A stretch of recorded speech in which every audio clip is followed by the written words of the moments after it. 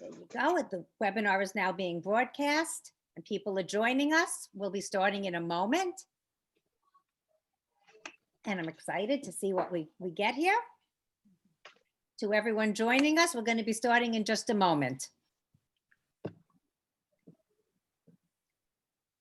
It's nice to have you here. I feel like this is my, welcome time and let people join us and get settled in. So,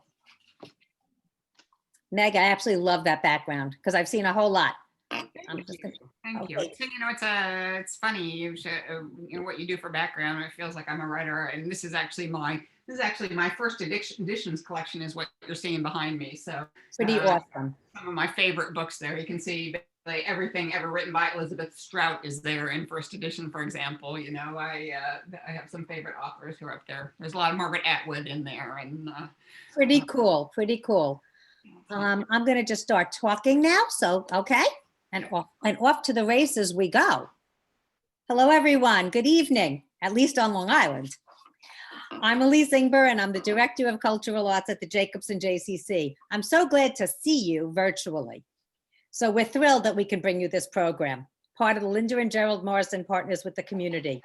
This is a Zoom webinar. You should all be getting used to it by now. Note that we can't see or hear you, but that way our focus is on our wonderful speaker, Meg. But we want to hear from you. It's interactive. Use the chat function. Ask questions through it because I'm sure you'll have so much to ask this very special speaker. So look around. If you can't figure out where it is, it's usually at the bottom of your screen. I only have a Mac, so that's the way I know it. I just want to say next up at the JCC will be Beth Kalb. Nobody will tell you this but me. A fabulous, fabulous book.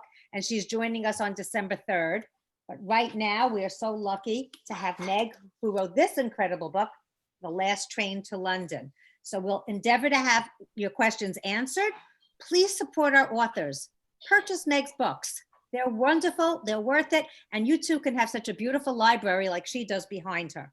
So tonight, to introduce Meg, I'm pleased to present Bob Epstein, who's been a wonderful partner to me in helping bring this program to fruition. So Bob, here you go. Thanks so much, Elise. Good evening. On behalf of the Library Committee, we are delighted to have you join us for tonight's program with New York Times bestselling author Meg Waite Clayton. Rabbi Mishkin had planned to be here to welcome everyone, but something came up. He'd like to extend to all of you his best wishes and hopes to possibly Zoom on a little later in the program. We are gratified to be continuing our partnership with the JCC through Elise and the Jewish Book Council in inviting distinguished authors to our community to introduce their books and celebrate the world of Jewish literature. Special thanks to Fern Cohn for representing our committee with the JCC. In just a few moments, Meg will discuss her recent novel, a National Jewish Book Award finalist, The Last Train to London. Meg's novel transports her readers to the time preceding World War II and focuses on the Kindertransport that rescued thousands of children from Nazi-occupied Europe, and one brave woman who helped them escape to safety. That extraordinary Dutch woman, Truss Wiesmuller, although largely unknown in our history books, was a real-life heroine on the scale of Oskar Schindler, Sir Nicholas Winton, and Irena Sendler. The book, now an international bestseller, has received glowing reviews from the literary community. Kristen Hanna, another wonderful writer of historical fiction, offered these words of praise, quote, "An absolutely fascinating, beautifully rendered story of love, loss, and heroism in the dark days leading to World War II. Clayton perfectly captures the tension and heartbreak of the times, which feel so relevant today. It is a glowing portrait of women rising up against impossible odds to save children. The Last Train to London is really an outstanding literary achievement, the culmination of over a decade of meticulous research by its author. It has been translated and published into 20 languages, including Hebrew and Dutch. It is my sense that this novel will leave you deeply affected and inspired. Meg's personal journey to becoming a novelist is quite an interesting one. She was born in DC and her family moved around a lot. She attended secondary schools in Chicago and then college at the University of Michigan, where she majored in history and psychology. She remained in Michigan to attend law school and then moved to LA, where she practiced corporate law for many years with a law firm. At age 32, and realizing a childhood dream, which she never thought was possible, she decided to give writing a serious try. Presently, she has written 7 novels, several of which have received critical acclaim, including The Race for Paris, The Language of Light, and The Wednesday Sisters. She has also written for the New York Times, Washington Post, San Francisco Chronicle, Forbes, among other publications, often on the subject of the particular challenges facing women. She and her husband reside in Palo Alto, California. We will be doing a Q&A following Meg's presentation. Please click, as Elise said, please click on the chat function to ask our author questions. TBI's own Marilyn Oser, who is an author of 2 books of historical fiction, among others, will handle the Q&A. It is now my honor and pleasure to introduce our guest speaker, author Meg Waite Clayton. Bob, thank you so much. Now I'm going to see, now I'm just seeing me. I mean, I'm just seeing you, so I'm not sure. We'll just do it that way. Hi, everybody. It is so nice to have you here. I am going to do this with a little slideshow, so hold on, just give me 1 second and screen share here. Share and oh, good. So that should give you the full screen. And wait, whoops.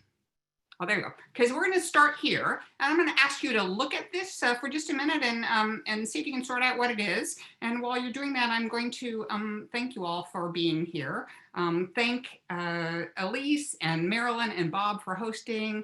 Really, you know, it's such a crazy time now, and I am spending my days mostly the way I spend them, playing with my imaginary friends in my little office in my fictional world.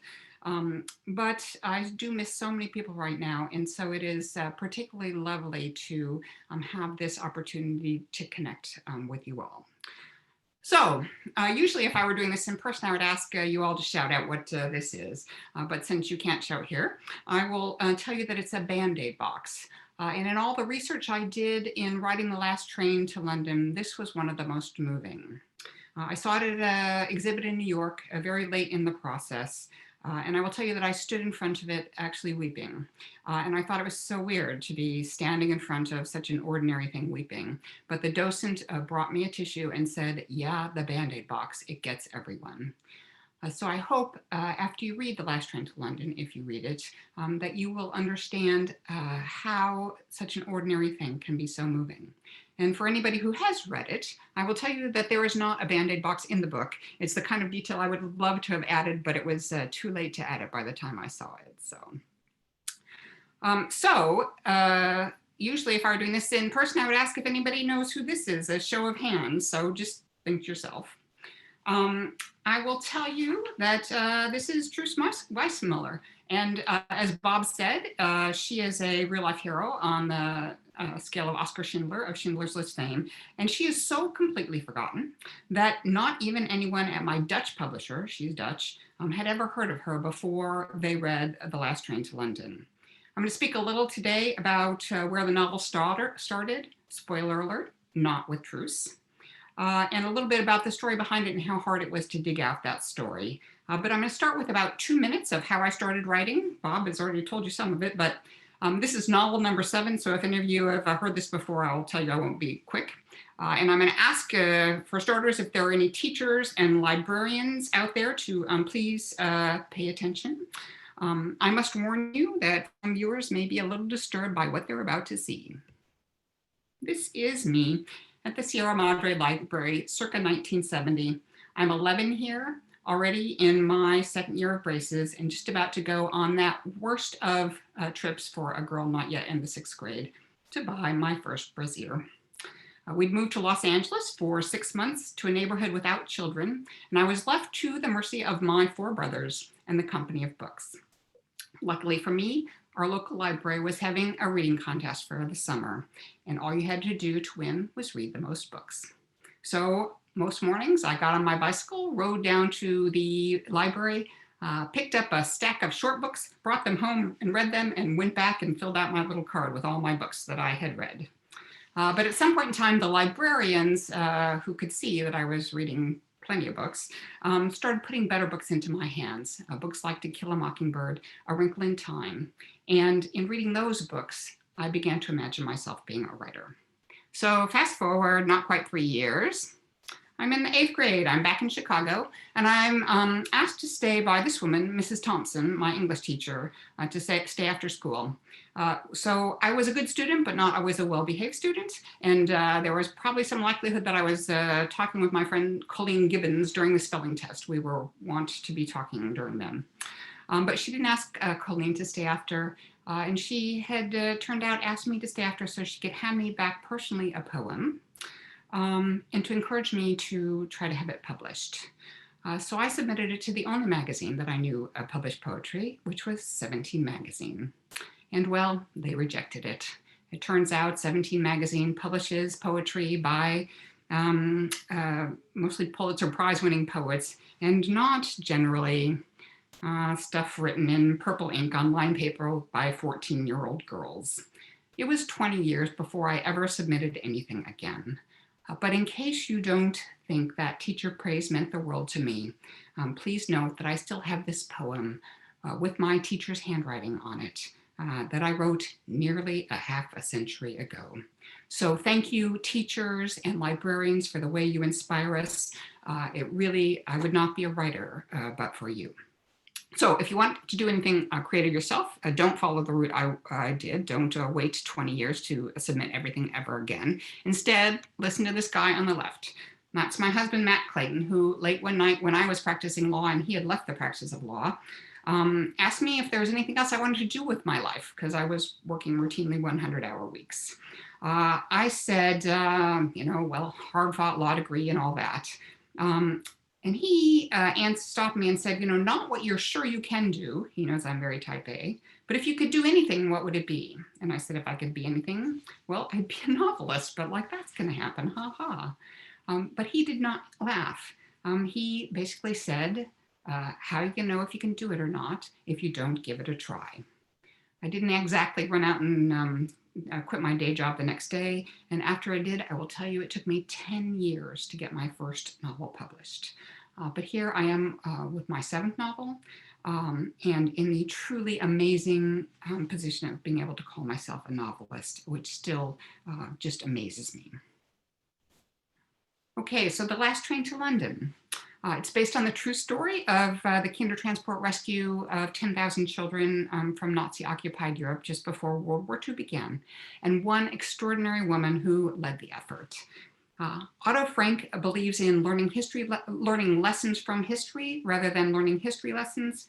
So as a history major at the University of Michigan, I learned a lot of history lessons. But the lessons I learned from history very often came to me through novels. I learned about World War I from Eric Remarque's All Quiet on the Western Front. I became fascinated with Russian history after reading Tolstoy's War and Peace. I know a lot about what I know about the Holocaust, I'm sure the same way many of you do, through the novels of Elie Wiesel. What a novel does differently than a history text is invite you to inhabit a life or lives, to imagine yourself walking in shoes. Also, no memorization is required, which is very nice because I have a terrible memory. But what is required is that you open your heart to another life. Fiction is sometimes called the lie through which we tell the truth, but for me at least, fiction is the lie through which I feel the truth, the way I take it into my bones and it changes me and makes me want to be a better person. And so that's what I'm trying to do when I write historical fiction. The best introduction I have to this particular novel is literally 30 seconds. And I like to play it because one of the things it does is share some of the footage from the real Kindertransports. Bob mentioned Nicholas Winton, and some of these are the progress.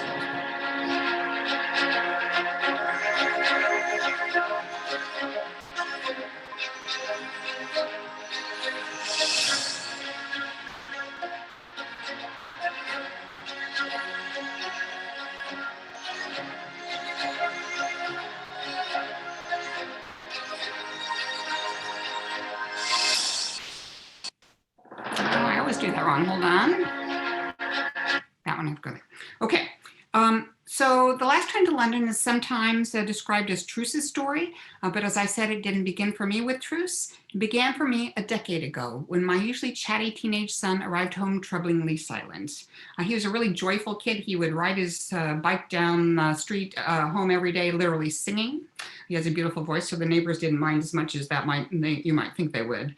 I finally asked him, what was going on. I thought maybe his heart had been broken for the first time or something. And he said he just come from the children's theater where he'd interviewed someone separated from her family when she was 9 years old.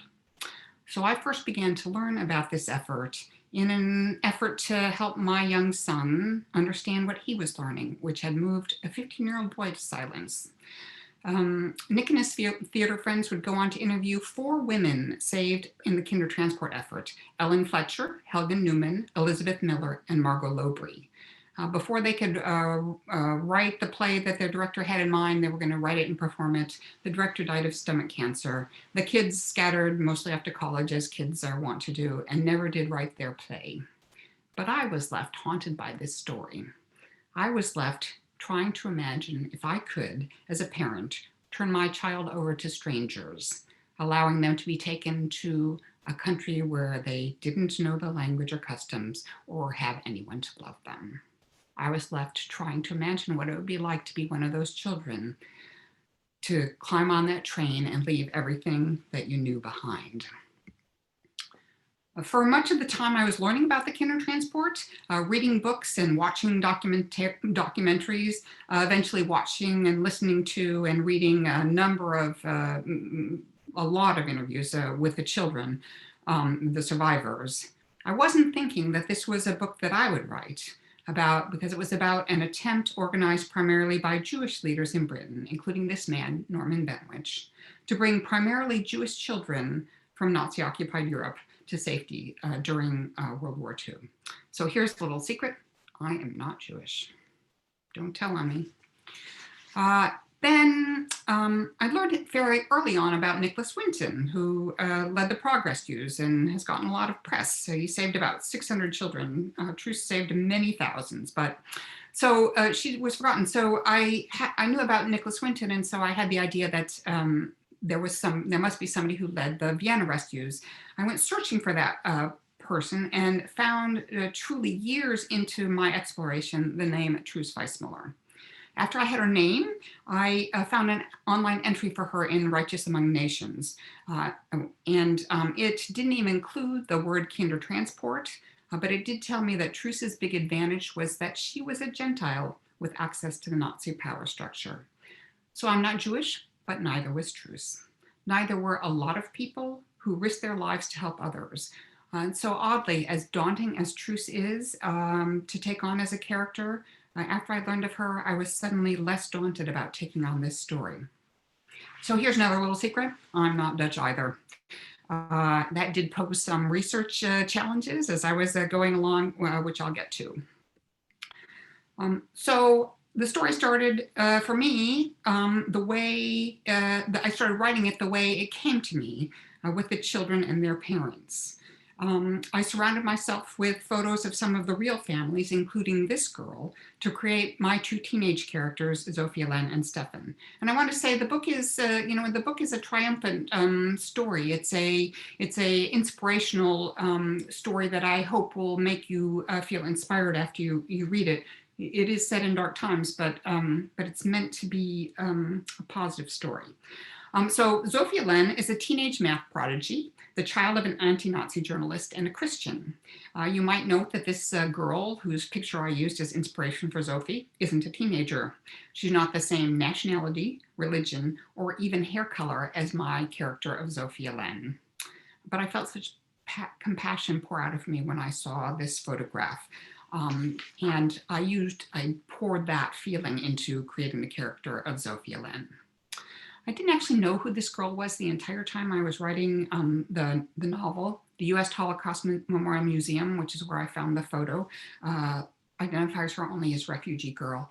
But after I'd finished writing the novel and felt I could, I wanted to know who she was then, because it wouldn't color, my creating of my fictional character. I went looking and I found at the Bullmash collection at Kenyon College, that she is Helga Kreiner of Berlin, and she was on the first Kindertransport on December 2nd, 1938.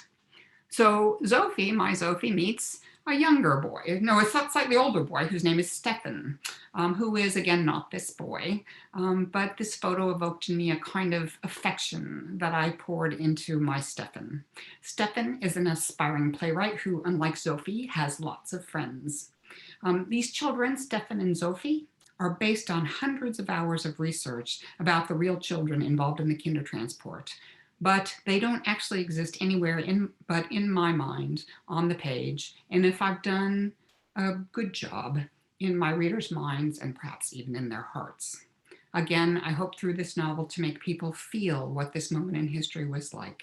I hope to help us feel, not just learn, but take into our hearts what it means to turn our backs on people in need. I also hope, and this is where truce comes in, that I'll help us feel how amazing it is to act courageous and selfless. Atticus Finch, who's one of my favorite fictional characters from To Kill a Mockingbird, describes courage not as a man with a gun in his hand, but rather it's when you know you're licked before you begin, but you begin anyway and see it through no matter what. And that, to me, is what truce is. So Sophie and Stefan do things like kids do everywhere, like ride this Ferris wheel in Prater Park. And I will tell you that I love doing research because I love doing things that my characters will do, but I am terrified of heights like this, and so I did not actually ride. I only took a picture of this Ferris wheel. I don't suppose I'll be giving too much away to say that one of my teenage characters might be sweet on the others. I only meant for them to be friends when I set out to write the book, but teenagers will be teenagers.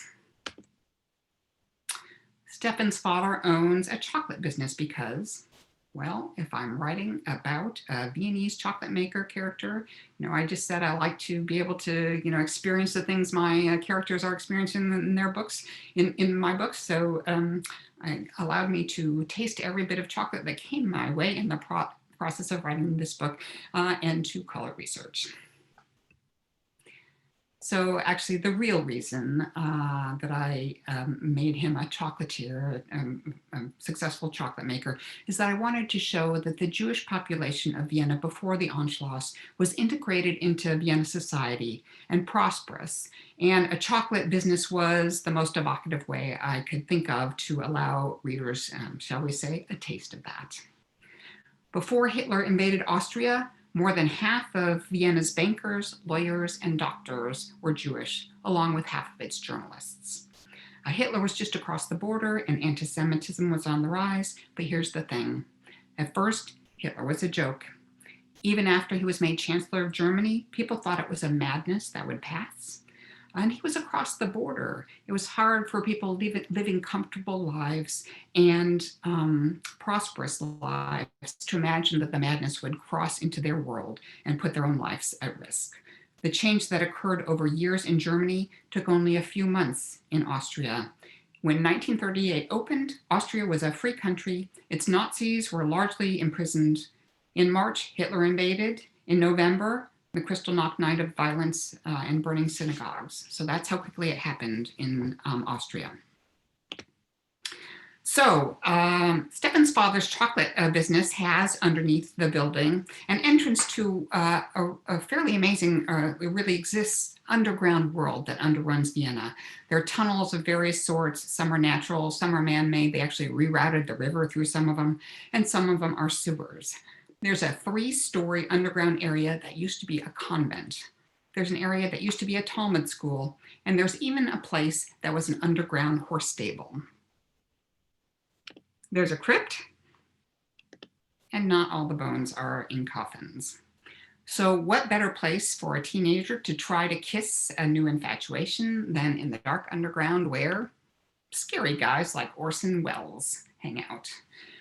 This is actually Orson Welles in the underground in Vienna. This is the stairs coming up from the underground from a movie that was filmed just after the war called The Third Man. And so it was a really great resource for me to be able to see what the underground looked like at the time that I'm more or less at the time I'm writing. One of the loveliest things about being a writer is being able to read all afternoon and call it work, and occasionally even to watch old movies and call that work. If anybody's read this book, you will see that the chapters are really short. The book was a bit of a departure from me. For me, I actually wrote the first draft of this story as a screenplay for a lot of reasons. And I was both stunned and thrilled to have it chosen on the basis of a much later draft as one of the 12 screenplays for the Writers Lab, which is a Meryl Streep and Nicole Kidman sponsored effort to bring more female voices into film and TV. I got to work with Oscar-nominated screenwriters, and it was quite an amazing experience. Not a film yet, but who knows, maybe someday. So 1938, Hitler crosses the border and takes Austria. People in Vienna realize they need to leave, but by then borders throughout the world are closing, not closing to everybody, but closing to Jews, whose passports Germany was soon stamping with the big red J like you see on the left there, adding the name Sarah for women and Israel for men, as if the whole people could be dismissed in a single name. They can still leave if they had somewhere to go, but mostly they didn't. After Hitler invaded Austria, desperate parents began running ads like this in the British paper. It says, urgent, director of Viennese chocolate factory, whose circumstances are sadly depleted due to a political situation, is extremely anxious to place his son with refined and charitable family. Boy aged 10 is of bright and happy disposition. I'll note there that this is about the child of a chocolate maker. I did not find this until after Stefan's father was a chocolate maker.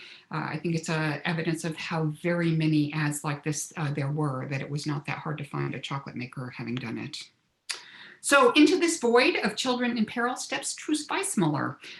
She's begun rescuing children from Nazi Germany by the time the novel opens, but in small numbers. And the people organizing the Kindertransport effort hope to rescue thousands. So I went looking for information about her after I had her name, and beyond that righteous entry, I found just about nothing. It was December 2016. 8 years after I had first learned about the Kindertransports, before I came upon this notice of a publication of a biography of sorts of Truce. Despite this notice being very conveniently in English, the book was published only in Dutch. It was 50 years out of print, and there were no copies for sale anywhere in the world, and only a half a dozen copies in the United States in libraries. And the closest one to me was 2,000 miles away. So my older son was at a college across the country, much closer to you all than me. He was in Massachusetts. And he just started a PhD program there. And so I called him up and I said, Chris, could you just check this book out of the library for me and photocopy it for me and send me the photocopy?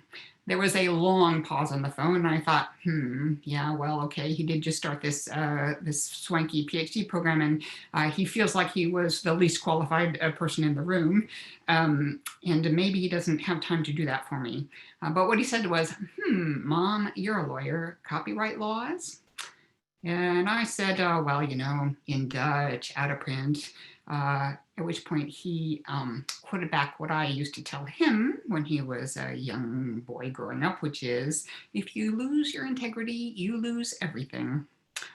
So I Google translated the table of contents, guessed which pages might be about the Kindertransports or the most useful to me. And he went to his library and got from them the number of pages they would permit him under copyright laws, which turns out to be 29. The pages were in Dutch, which I don't speak or read. And actually, they turned out to be in Dutch and German, which was a real challenge for the amazing translation team of Google Translate and yours truly. I basically copied it line by line, sometimes paragraph by paragraph, and pasted it into what was then a very early version of Google Translate.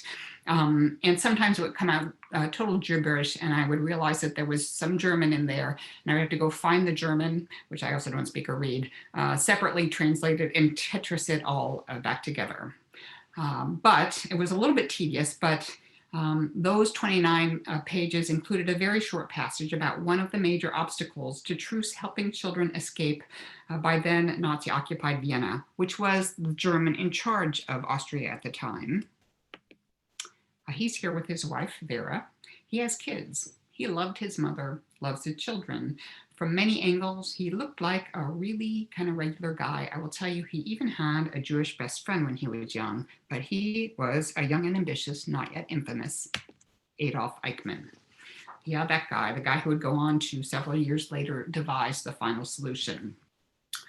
So he was the man in charge of Nazi-occupied Austria at the time, and Truce faced him down. I'm not going to tell you too much about how she did that because I want you to read the scene. But I will tell you that it is an extraordinary story, and it is the way it happened. So Toni Morrison once said that if there's a book you want to read and it hasn't been written, you must write it.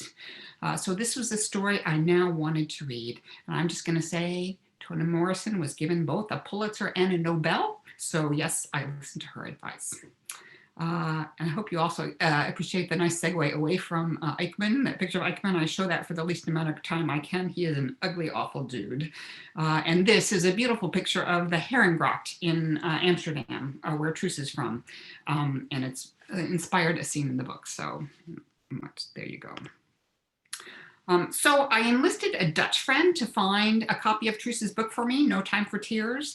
There were no copies for sale in the Netherlands or anywhere in the world. Her her husband's a very tech-savvy guy, and he knows how to find anything, and he could not find a copy.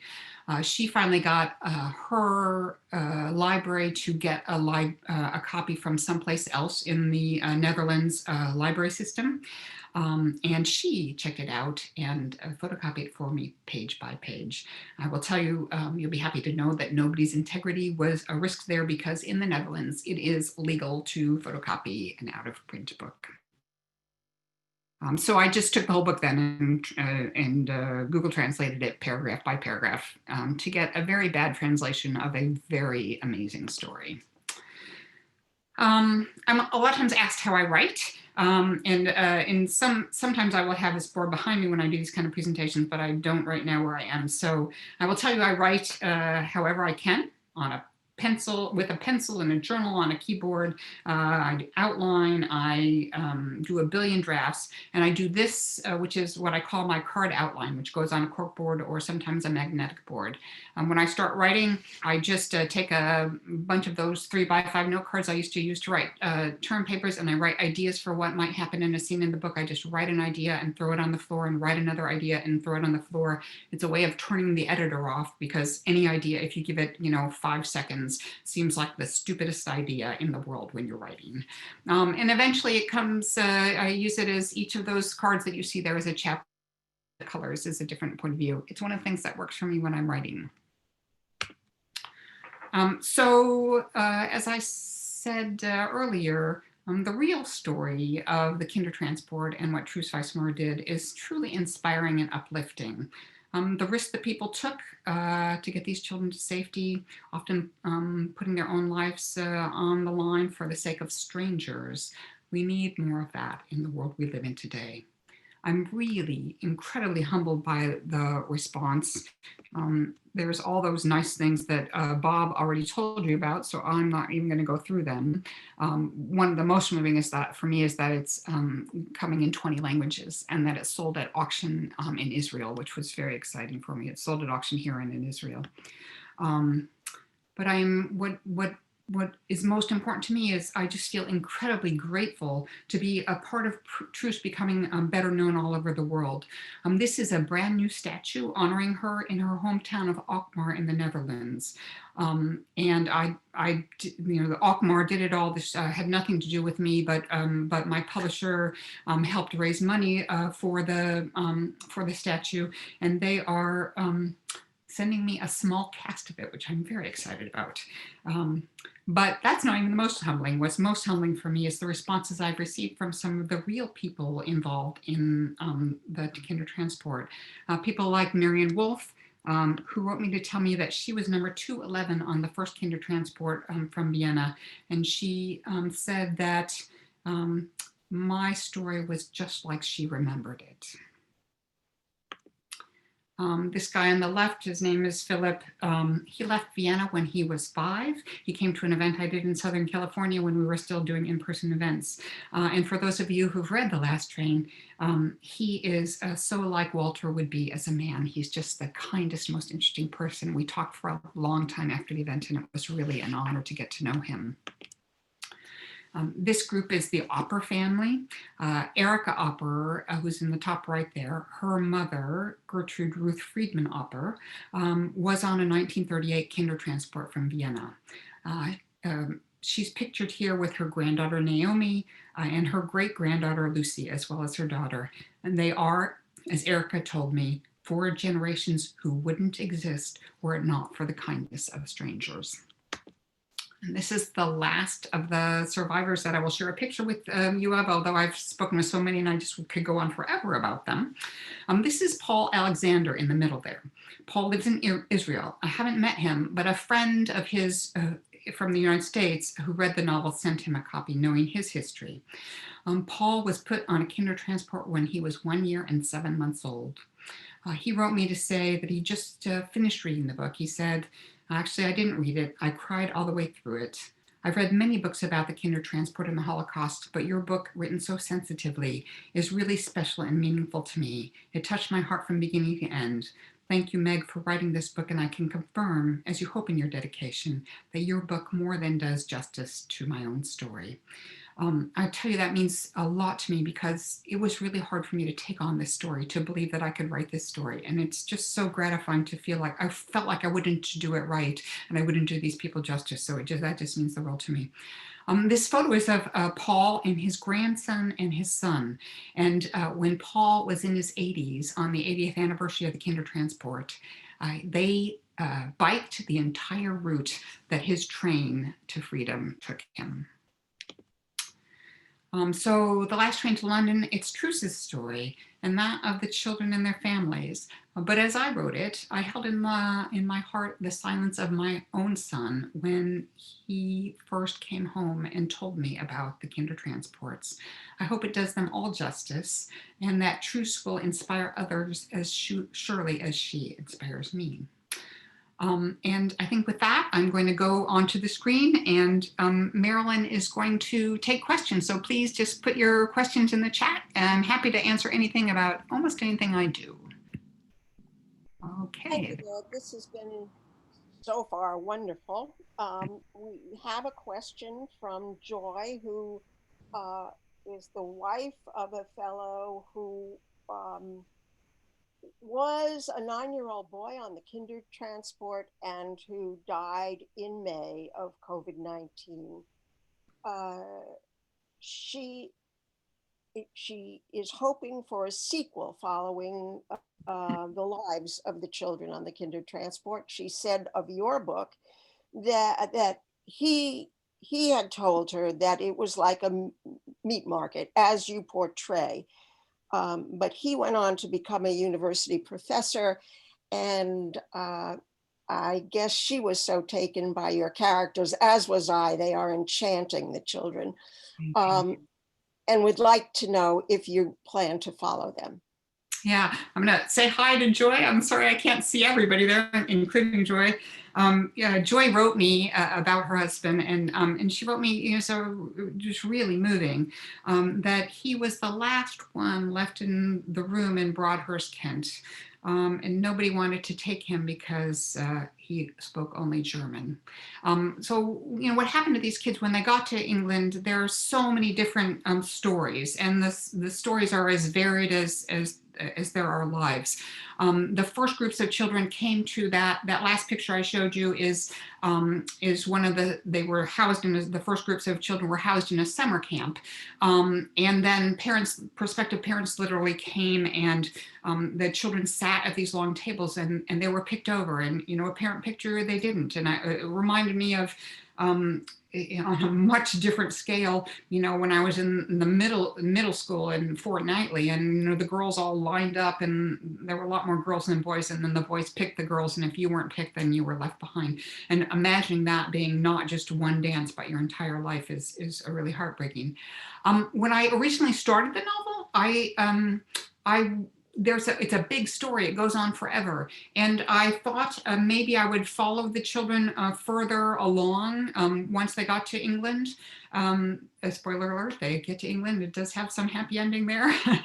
But I found that would turn out to be about a 1,000-page book, and I'm not a writer of 1,000-page books. But it's something that my editor and I have talked about, whether I would do a sequel, perhaps following the children.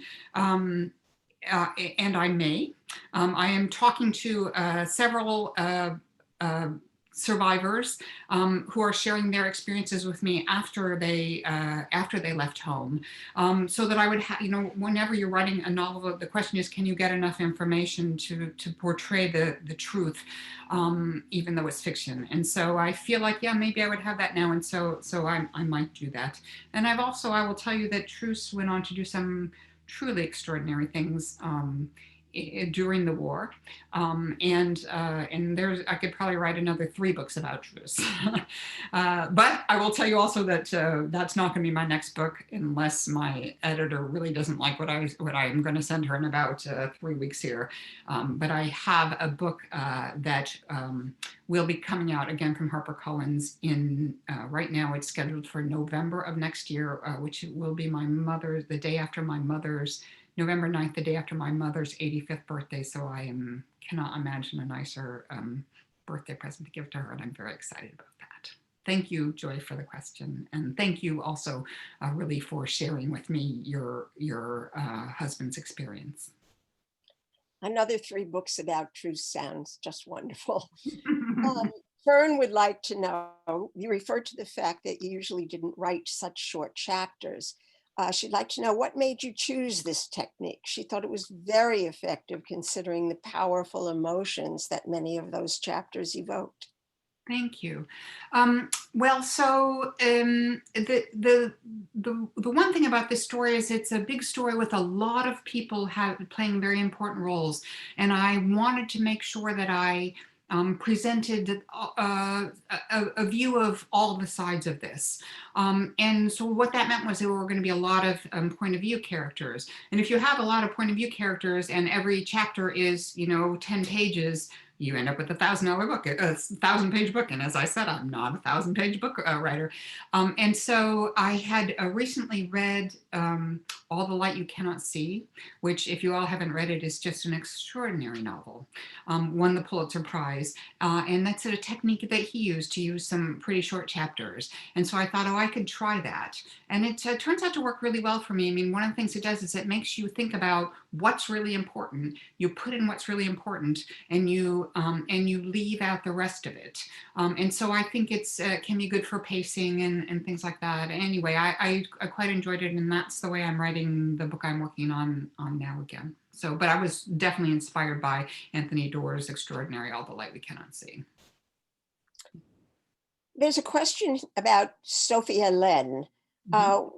Why did you make her a math whiz? Did you yourself have any background in mathematics? So I was, it's interesting because, I'm a writer now, and so you'd think I was probably an English major or whatever. So I will confess here that English was the only a subject that I did not AP in high school. In college, I took the minimum amount of English that one could take to still graduate. Except then, and then I did my senior year, I took a class on Tolkien, pass fail, because they were offering it, and I love Tolkien. I was very uncomfortable with kind of like the way literature was diced, and I never knew, what the bird on the end of the wire at the end of chapter 3 meant, and I always knew that I had the right answer to an algebra question or whatever. I loved math, but it was a really geeky thing to be for a girl of my generation, and frankly, I was better than all the boys at it, and that was oddly embarrassing, and so I didn't pursue math for social reasons that I'm sorry about. But I did give birth to 2 boys, both of who are now mathematicians of one sort or another. My oldest just began as a professor of macroeconomics and finance, theoretical macroeconomics and finance at Yale, and he says he just lives in his brain with math problems all day. And my other son is a tech guy who does a program. He's a tech founder, and he's the technology, artificial intelligence, and he does all the programming and stuff, which is basically all math as well. So yeah, I love math, and I see now, looking back on it, I didn't see it at the time, but that there are a lot of parallels between Zofia Len and my older son Christopher, who is at Yale, including the glasses always needing to be cleaned. He started wearing glasses when he was 11 months old, and they always needed to be cleaned. So yeah. So in line with that is the question about what you found the most difficult part of researching this book. Oh, that's a really interesting question. I mean, the challenges of figuring out who Truce was, because there was so little known about her, were many. And so I did feel like I wanted to be able to portray her in a very real way, and because I think it's important that she be known for really, something close to who she was. So that was a challenge. But honestly, the biggest challenge was the family and the children's stories, because I just did not want to not do those stories justice, and so I just read so many stories, and there's so many were so moving. That's part of it was deciding what to use and what not to use. And then there were some funny little things that were hard, this book is about the effort to get the first Kindertransport out of Vienna. And so one of the questions is, what is the date of the first Kindertransport out of Vienna? Which you'd think would be pretty easy to find, right? And if you look at the New York Times at the time and the Times of London at the time, they have it going on a Monday.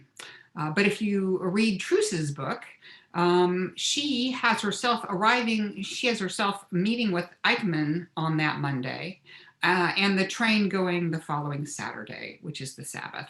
And so I'm like, well, do I believe the New York Times and the Times of London, or do I believe the woman who was actually there? And I've done some journalism myself, and I've been interviewed enough times to know that sometimes you say one thing and it turns out in the newspaper something entirely different. I spent a lot of time trying to track that one down. I talked to the historians of the U.S. Holocaust Memorial Museum. I talked to the Kindertransport Association. Basically, I said, no, we don't know, sorry. And so then after the book was out, I finally decided to go with Truce's timeline.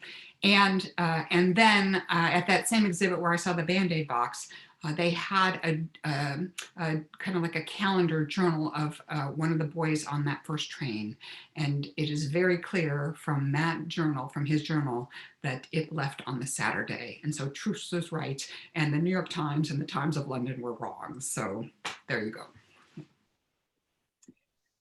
This is not a question, but it is from a member of our congregation, Joan Hulkauer, who was scheduled on the Kindertransport for September 1st. And that was the day the war started, and they never left. Yeah. They were scheduled to go to relatives in London. She thanks you for this history. I wonder if there's anything you want to say about that, in as much as that's an important part of the last train to London, but we don't want It to. is. I will say, first of all, I'm so glad you clearly must have gotten out some other way. So that's, thank the Lord. I think that I will tell you that there was a train that left from Prague uh,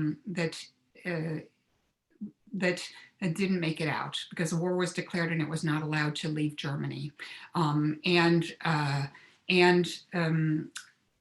I think that, and those children mostly, nobody knows what happened to them, but it is believed that they mostly perished. There's no record of them, so we don't actually know what happens, but it's believed that they were sent to a camp and mostly perished. And I think that that for me illustrates the urgency of doing whatever we need to do when it is there in front of us to do, because a day, an hour, makes all the difference in the world for people and makes a difference in lives. So, yeah. But it also illustrates, the extraordinary effort and what a difference it made. I mean, I've spoken with so many people now who survived, and so many people so many of these children went on to do truly extraordinary things. One of the families that I'm connected with now is there's a character of Walter in the book. He's he's Stefan's little brother. He's a young boy. And his name, Walter, it happens to be my mother's father's name. So don't tell my mother, it's not named after her father. That Walter is actually meant to honor Walter Cohen, who was one of the kinder who went on to be a Nobel laureate. And he is not the only kinder of these 10,000 children. That's not that many children. He is not the only one who went on to be a Nobel laureate. So that's, the kinds of things that these people did. They went on to be extraordinary doctors and world-changing business people and people who've done incredible good in the world. And they wouldn't be here if not for this effort. They wouldn't be here if people had said, well, that's for somebody else to do. That's not my place. The same way I was not writing this book, I was thinking that this is a book for somebody else to write. And you see, if you see something that needs to change in the world, you have to be a part of trying to make it change. And that's what that story tells me, Meg, thank you for the just wonderful insights into your book and into the larger issues of that Truce's work raised for us. It's been wonderful hearing you talk. I want to thank all our participants for joining us and asking such great questions. Yeah, absolutely. Thank you, everybody. It's such a pleasure again in this time to be able to reach out and touch people in this way. I know it's kind of a crazy way, but I'm so glad to have you here. So thank you for coming. Meg, this is Elise from the JCC. I want to thank you and the Jewish Book Council. I'm just going to end, Marilyn, I'm going to throw one more question, and if we could get a quick answer so that we finish in a few minutes. Were any of the children, thank you to Rita, were any of the children reunited with their families? Oh yeah, that's a really great question. The answer is yes. Not mostly no, but yes, some. So like one of the people that my son interviewed, her name is Margot Lowbury, and she and I have become friends now. She sometimes does events with me. Her parents ended up getting separately to the United States. She got from England to the United States and was reunited. Those stories are not always happy, though. I met somebody who was rescued by Truce and ended up in Belgium, hidden in Belgium during the war. And after his mother came to get him after the war, he was 5 when he left Vienna, and he was 12 by the time she found out where he was and relocated. And he didn't know her anymore. He only knew this woman who had been keeping him for these last the second 6 years of his life, and he didn't want to leave her. And his mother made I think, impossible decision to give him up a second time. And so though they stayed, you know, knowing each other their entire lives after that, they didn't ever live together again. And that was not unusual. I mean, you know, because of the time of the war and the time that it took for people to connect afterwards, it was, you know, 6-7 years before families were united. And sometimes you had parents who only spoke German and children who by then only spoke English. So yeah, but the stories, you know, the happy stories, they are really happy, you know, really happy. Yeah. Well, let's focus on the happy, but thank you for sharing all of it with us. And I want to thank you. It's been a pleasure to work with you for the past few weeks and emails and calls. And I appreciate that. Temple Beth Israel, Bob and Marilyn and the rabbi, you've been fabulous. And Yeah. everybody should run out. And if you haven't read it, get to it. National bestseller, international book. Beautiful. The Last Train to London, with whatever cover you get. I was laughing that there's different covers. And then on a totally different thing, just to plug what we do at the JCC, next up is Best Cow. Nobody will tell you this but me. Such a different topic. It's a grandmother's stories to her granddaughter that she's telling people. And it's just been that's a fabulous story, right? Perfect to do at Thanksgiving and when we can hope to be together again. So thank you to Meg, to Marilyn, to Bob, to Jewish Book Council, and to all of you for joining us during these programs. Thank you. Good night, everybody. I'm going to end it now, and thank you all for being a participant. Bye, Thank Bob. Bye, Marilyn. Bye, Meg. Bye-bye. Bye, Amy and Jerry.